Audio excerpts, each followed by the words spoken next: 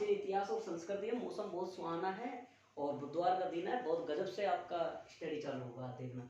तो वैदिक काल, और ये जो टॉपिक है सारे ये यहाँ पे फर्स्ट ग्रेड, सेकंड ग्रेड और रीट इनके लिए आएंगे। स्वाभाविक है, सारे टॉपिक सेम सेम से हैं, बल्कि ज़्यादा महत्वपूर्ण वरीयता फर्स्ट ग्रेड को, सेकंड ग्रेड को दी जाएगी। ठीक है, तो देखो साहब, वैदिक काल अपन लोग जो पीछे वाले जो टॉपिकों की बात करते हैं, हम इससे पहले के जो टॉपिक हैं हमारे पास में, उन टॉपिकों पर अगर हम चले तो हमारे पास में देखो प्राचीन इतिहास और संस्कृति में वैदिक काल, फिर होता है महाकाव्य काल, फिर होता है जनपद काल और मौर्य काल और ब्राह्मण काल और विदेशी काल और गुप्त काल, फिर गुप्तेत्तर काल और अब इनके जो पार्ट्स हैं कुछ, जैसे सबसे बड़ा महाकाव्य काल है वो है रामायण है और महाभारत है।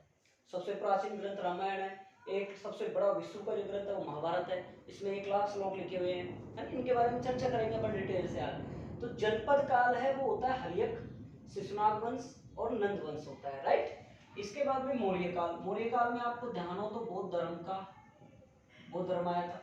इसके बाद में आता है ब्राह्मण काल, ब्राह्मण काल में क्या होता है, सोंग होते हैं, कण्व होते हैं और सातवाहन होते हैं। ठीक है, फिर इसके बाद आता है फॉरेन कंट्री मतलब विदेशी काल, इसमें क्या क्या होता है साहब, यवन होता है, शक होता है और कुषाण होता है। ठीक है, अरे मस्त रह के पढ़ो आराम से यार, कोई दिक्कत नहीं, एकदम 100% आपको बिल्कुल प्योरिटी, आप विश्वास रखो, भौतिकी जैसे पढ़ाते हैं वैसे इतिहास पढ़ाएंगे।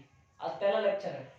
फिर आता है गुप्त काल आपके पास में, गुप्त काल में क्या आता है, गुप्तोत्तर आता है। इसमें 2 पार्ट आते हैं, एक तो हर्षवर्धन आ जाता है और एक राजपूत वंश आ जाता है। ठीक है भाई, मैंने क्या कहा, वैदिक काल है। वैदिक काल में क्या आता है, महाकाव्य काल आता है। महाकाव्य काल में क्या क्या होते हैं, महाभारत और रामायण होते हैं। ठीक है, इसके बाद क्या आता है साहब, जनपद काल आता है। जनपद में हर्यक आता है, शिशुनाग आता है और नंद वंश आता है। ठीक है, मौर्य काल में बौद्ध धर्म आ जाता है। फिर ब्राह्मण काल में सोम, कणवन, सातवाहन आ जाता है। उसके बाद में कोशिश करूंगा मैं आपको यही याद करवाने की। फिर विदेशी काल में यवन आता है, शक आता है, कुषाण आता है। फिर गुप्त काल आ जाता है, गुप्तेतर में हर्षवर्धन आता है और राजपूत वंश आता है।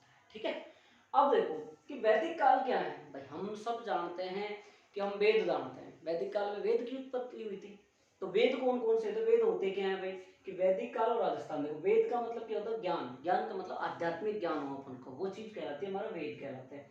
देवताओं को प्रसन्न करने की विधि होती है वेद। आप जानते हो शादी हो, यज्ञ हो, आहुति दी जाती है, उसमें सारे जो वेद उच्चारण मंत्र वगैरह सब दिए जाते हैं, देवताओं को प्रसन्न करते। बारिश नहीं आती है, अब जैसे बारिश बाजरे का टाइम आएगा, उस टाइम अकाल पड़ने की संभावना होती है, बारिश कम हो रही है तो आहुति दी जाती है। जगह जगह भागवत कथाएं हो रही है।